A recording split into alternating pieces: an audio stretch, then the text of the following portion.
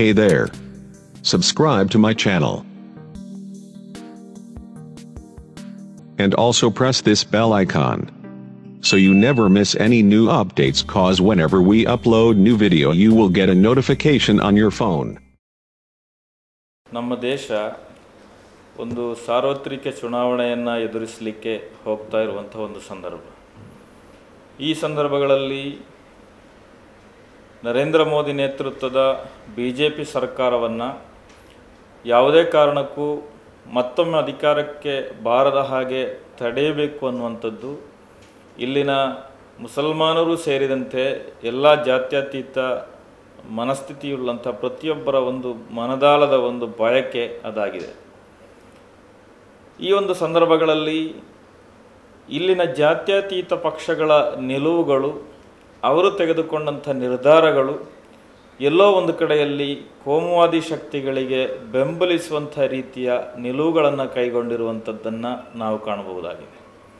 ಅದು ಮಾತ್ರ ಅಲ್ಲದೆ ಈ ಚುನಾವಣೆಯಲ್ಲಿ ಈ ಸೆಕ್ಯುಲರ್ ಪಕ್ಷಗಳು ಮುಸಲ್ಮಾನರನ್ನು ಮತ್ತಷ್ಟು ಕಡೆಗಣಿಸಿ ಕೇವಲ ನರೇಂದ್ರ ಮೋದಿಯನ್ನು BJPಯನ್ನು ತೋರಿಸಿಕೊಂಡು ಮಾತ್ರ ಅವರ ಓಟನ್ನು ಪಡೆಯುವಂಥ ಒಂದು ಷಡ್ಯಂತ್ರವನ್ನು ನಡೆಸ್ತಾ ಇರುವಂಥದ್ದನ್ನು ಕೂಡ ನಾವು ಗಮನಿಸಬಹುದು.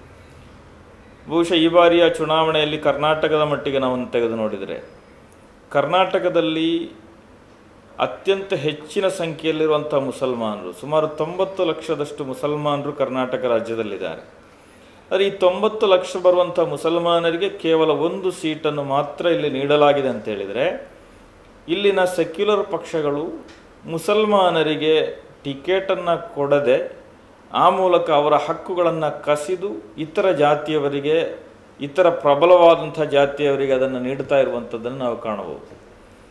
ಅದೇ ರೀತಿಯಲ್ಲಿ ತಮಿಳುನಾಡಿನಲ್ಲಿ ಈ ಬಾರಿ ಯಾವುದೇ ಒಬ್ಬ ಮುಸ್ಲಿಂ ಅಭ್ಯರ್ಥಿಗೂ ಕೂಡ ಕಾಂಗ್ರೆಸ್ ಟಿಕೆಟನ್ನು ನೀಡಲಿಲ್ಲ ಅಂತೇಳುವಂಥದ್ದು ಕೂಡ ಬಹಳ ದುರದೃಷ್ಟ. ಅದೇ ರೀತಿ ಕೇರಳದಲ್ಲಿ ನಾವು ನೋಡಿದರೆ ಮುಸಲ್ಮಾನರಿಗೆ ಬಹಳ ಸುಲಭವಾಗಿ ಗೆಲ್ಲುವಂಥ ವಯನಾಡು ಕ್ಷೇತ್ರವನ್ನು ರಾಹುಲ್ ಗಾಂಧಿ ಅವರಿಗೆ ನೀಡಿರುವಂಥದ್ದನ್ನು ಕೂಡ ನಾವಿಲ್ಲಿ ಗಮನಿಸಬಹುದು. ಒಟ್ಟಿನಲ್ಲಿ ಈ ಬಾರಿಯ ಚುನಾವಣೆಯಲ್ಲಿ ನರೇಂದ್ರ ಮೋದಿ ಅಂತೇಳುವ ಅಥವಾ ಫ್ಯಾಸಿಸಂ BJPಯನ್ನು ತೋರಿಸಿಕೊಂಡು ಮುಸಲ್ಮಾನರಿಗೆ ಅದನ್ನು ಮಾತ್ರ ತೋರಿಸಿ ತಮ್ಮ ಮತಗಳನ್ನು ಪಡೆಯುವಂಥ ಕೆಲಸವನ್ನು ಕಾಂಗ್ರೆಸ್ ಒಂದು ಭಾಗದಲ್ಲಿ ನಡೆಸ್ತಾ ಇದೆ. ಆದರೆ ಇನ್ನೊಂದು ಭಾಗದಲ್ಲಿ ನೋಡಿದರೆ ಪರೋಕ್ಷವಾಗಿ BJPಯ ಗೆಲುವಿಗೆ ಕಾಂಗ್ರೆಸ್ ಕಾರಣಕರ್ತರಾಗ್ತಾ ಇದ್ದಾರೆ ಅನ್ನುವಂಥ ಸಂಶಯಗಳು ಕೂಡ ನಮಗೆ ಬರ್ತಾ ಇದೆ. ಯಾಕೆಂತ ಹೇಳಿದರೆ, ಉತ್ತರ ಪ್ರದೇಶದಲ್ಲಿ ನಾವು ನೋಡಿದರೆ ಉತ್ತರ ಪ್ರದೇಶದ ಪರಂಪರಾಗತ ಶತ್ರುಗಳಾದಂಥ BSP ಮತ್ತು SP ಈ ಬಾರಿಯ ಚುನಾವಣೆಯಲ್ಲಿ BJPಯನ್ನು ಸೋಲಿಸಬೇಕು ಅನ್ನುವಂಥ ಉದ್ದೇಶದಿಂದ ಅಲ್ಲಿ ಮೈತ್ರಿಯನ್ನು ಮಾಡಿಕೊಳ್ತದೆ. ಆದರೆ ಕಾಂಗ್ರೆಸ್ ಪಾರ್ಟಿ ಈ ಮೈತ್ರಿಯಿಂದ ದೂರ ನಿಂತುಕೊಳ್ತದೆ ಅಂತೇಳಿ ಮಾತ್ರ ಅಲ್ಲ, ಅಲ್ಲಿನ 70 ಕ್ಷೇತ್ರಗಳಲ್ಲಿ ಸ್ಪರ್ಧೆ ಮಾಡುವುದಾಗಿ ಈಗಾಗಲೇ ಘೋಷಣೆಯನ್ನು ಮಾಡಿದೆ. ಬಹುಶಃ ಇಲ್ಲಿ ನಾವು ಗಮನಿಸಬೇಕಾದ್ದೇನು ಅಂತೇಳಿ, ಈ 70 ಕ್ಷೇತ್ರಗಳಲ್ಲಿ ಸ್ಪರ್ಧೆ ಮಾಡುವುದರಿಂದ ಅದರ ಪರೋಕ್ಷವಾದಂಥ ಲಾಭ ಲಭಿಸುವಂಥದ್ದು ಯಾರಿಗೆ? ಕಳೆದ ಲೋಕಸಭಾ ಚುನಾವಣೆಯಲ್ಲಿ ಒಟ್ಟು ಉತ್ತರ ಪ್ರದೇಶದಲ್ಲಿ ಕೇವಲ 7% ಮತಗಳನ್ನು ಮಾತ್ರ ಕಾಂಗ್ರೆಸ್ ಪಡ್ಕೊಂಡಿದೆ.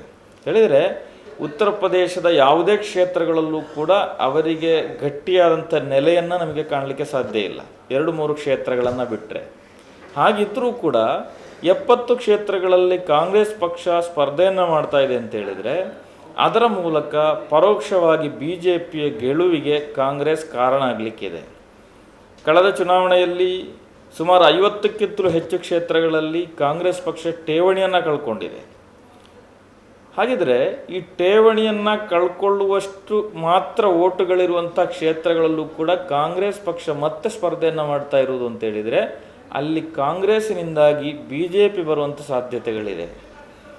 ಅದೇ ರೀತಿಯಲ್ಲಿ ನಾವು ಪಶ್ಚಿಮ ಬಂಗಾಳದಲ್ಲಿ ನೋಡಿದರೂ ಕೂಡ ನರೇಂದ್ರ ಮೋದಿಯ ವಿರುದ್ಧವಾಗಿ ಬಹಳಷ್ಟು ಹೋರಾಟಗಳನ್ನು ಮಾಡ್ತಾ ಬಂದಿರುವಂಥ ಮಮತಾ ಬ್ಯಾನರ್ಜಿಯ ತೃಣಮೂಲ್ ಕಾಂಗ್ರೆಸ್ ಪಕ್ಷದ ವಿರುದ್ಧವಾಗಿಯೂ ಕೂಡ ಕಾಂಗ್ರೆಸ್ ಸ್ಪರ್ಧೆ ಮಾಡ್ತಾ ಇದೆ. ಇನ್ನು ದೆಹಲಿಯಲ್ಲಿ ಆಮ್ ಆದ್ಮಿ ಪಕ್ಷ ಮೈತ್ರಿಗಾಗಿ ಆಹ್ವಾನವನ್ನು ಕೊಟ್ಟರೂ ಕೂಡ ಮೈತ್ರಿಗೆ ಮುಂದಾಗದೆ ಅಲ್ಲೂ ಕೂಡ ಪ್ರತ್ಯೇಕವಾಗಿ ಸ್ಪರ್ಧೆ ಮಾಡ್ತಾ ಇದೆ ಅಂತ ಹೇಳಿದರೆ, ಒಟ್ಟಿನಲ್ಲಿ ಇಡೀ ದೇಶದಲ್ಲಿ ಸುಮಾರು 100ಕ್ಕಿಂತಲೂ ಹೆಚ್ಚು ಕ್ಷೇತ್ರಗಳಲ್ಲಿ ಕಾಂಗ್ರೆಸ್ನ ಕಾರಣದಿಂದ BJP ಬರುವಂಥ ಸಾಧ್ಯತೆಗಳನ್ನು ನಮಗೆ ಕಾಣಲಿಕ್ಕೆ ಸಾಧ್ಯ ಆಗ್ತದೆ. ಅದರಿಂದ ಇಲ್ಲಿ ನಾವು ಗಮನಿಸಬೇಕಾದ್ದು, ಕಾಂಗ್ರೆಸ್ ಪಕ್ಷ ಒಂದು ಕಡೆ ಮುಸಲ್ಮಾನರ ಬಳಿ ಕಾಂಗ್ರೆಸ್ BJPಯನ್ನು ಸೋಲಿಸಲಿಕ್ಕಾಗಿ ನೀವು ಚುನಾವಣೆಯಲ್ಲಿ ನಿಲ್ಲಬಾರದೆಂದು, ಅಥವಾ ಮುಸ್ಲಿಂ ಅಭ್ಯರ್ಥಿಗಳನ್ನು ಕಣಕ್ಕಿಳಿಸುವಾಗ ಅಂತಹ ಸಂದರ್ಭಗಳಲ್ಲಿ ನೀವು ನಿಂತ ಕಾರಣದಿಂದ ಇಲ್ಲಿ BJP ಬರ್ತದೆ ಅಂತೇಳಿ ಭಯಪಡಿಸುವವರು, ಮುಸಲ್ಮಾನರಿಗೆ ಎಲ್ಲೂ ಕೂಡ ಪ್ರಾತಿನಿಧ್ಯ ಕೊಡದೆ ಈ ಬಾರಿ ನಾವು ಸೀಟನ್ನು ಕೇಳುವ ಬದಲಿಗೆ ಹೇಗಾದರೂ ಮಾಡಿ BJPಯನ್ನು ಸೋಲಿಸಬೇಕು ಅಂತೇಳಿ ಒಂದು ಮುಸಲ್ಮಾನರ ಬಳಿ ಹೇಳುವಂಥ ಕಾಂಗ್ರೆಸ್ನವರು ಯಾಕೆ BJP ಬರುವಂಥ ಸಾಧ್ಯತೆ ಇರುವಂಥ 100ಕ್ಕಿಂತಲೂ ಹೆಚ್ಚು ಕ್ಷೇತ್ರಗಳಲ್ಲಿ ಅವರು ಸ್ಪರ್ಧೆ ಮಾಡ್ತಾ ಇದ್ದಾರೆ ಅಂತೇಳುವಂಥದ್ದನ್ನು ನಾವು ಇವತ್ತು ಆಲೋಚನೆಯನ್ನು ಮಾಡಬೇಕಾಗಿದೆ. ಅದರಿಂದ BJP ಬರಬಾರ್ದು ಅಂತೇಳುವ ಪ್ರಾಮಾಣಿಕವಾದಂಥ ಉದ್ದೇಶ ಕಾಂಗ್ರೆಸ್ ಪಕ್ಷದ ಬಳಿ ಇಲ್ಲ. ಬದಲಿಗೆ ಬಹಳ ಸುಲಭವಾಗಿ ಸಿಕ್ಕಿದಂಥ ಒಂದು ಸಂದರ್ಭವನ್ನು ಉಪಯೋಗ ಮಾಡಿಕೊಂಡು ಮುಸಲ್ಮಾನರಿಗೆ ಮೋಸವನ್ನು ಮಾಡಿ ಅವರ ಮತಗಳೆಲ್ಲವನ್ನೂ ಕೂಡ ತಮ್ಮ ಬುಟ್ಟಿಗೆ ಹಾಕಿ ರಾಜಕೀಯ ಅಧಿಕಾರವನ್ನು ಪಡೀಲಿಕ್ಕೆ ಮಾತ್ರ ಕಾಂಗ್ರೆಸ್ ಪ್ರಯತ್ನ ಮಾಡ್ತಾ ಇದೆ ಅಂತೇಳುವಂಥದ್ದನ್ನು ನಾವು ಈ ಬಾರಿಯ ಚುನಾವಣೆಯಲ್ಲಿ ನಮಗೆ ಕಾಣಲಿಕ್ಕೆ ಸಾಧ್ಯ ಇದೆ. ಕಳೆದ 70 ವರ್ಷಗಳಿಂದಲೂ ಕೂಡ ಕಾಂಗ್ರೆಸ್ ಮುಸಲ್ಮಾನರನ್ನ ಇದೇ ರೀತಿ ನಡೆಸಿಕೊಂಡು ಬಂದಿದೆ, ಇವತ್ತು ಕೂಡ ಅದನ್ನೇ ಮುಂದುವರಿಸ್ತಾ ಇದೆ. ಇದರ ಬಗ್ಗೆ ಮುಸ್ಲಿಂ ಸಮುದಾಯ ಜಾಗೃತರಾಗಬೇಕಾದ ಮತ್ತು ಇದನ್ನು ಪ್ರಶ್ನೆ ಮಾಡಬೇಕಾದ ಮತ್ತು ಇದಕ್ಕೆ ಪರ್ಯಾಯವನ್ನು ಹುಡುಕಬೇಕಾದಂಥ ಒಂದು ಸಂದರ್ಭವನ್ನು ನಾವು ಕಾಣಬೇಕು ಅಂತೇಳಿ ಈ ಸಂದರ್ಭದಲ್ಲಿ ನಾನು ಹೇಳಲಿಕ್ಕೆ ಇಷ್ಟಪಡ್ತಾ ಇದ್ದೇನೆ.